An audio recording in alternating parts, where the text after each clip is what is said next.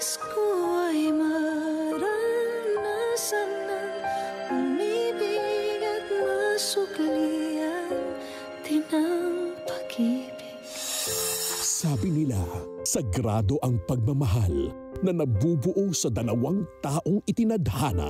Para siya nagtayo ng makapal na pader sa pagitan namin. Hanap ka kaya muna ng sub? Pero paano kung may makisaling isa pa? Kanino yan? Akin. Makakaya mo bang tiisin na habang buhay kang may kahati sa puso niya? Past is past. Welcome to the family. Sa panibagong henerasyon, bit-bit pa rin ang sumpa ng nakaraan. Gia, tell me, do you like David? Oo. You should not marry. Cursed! Cursed!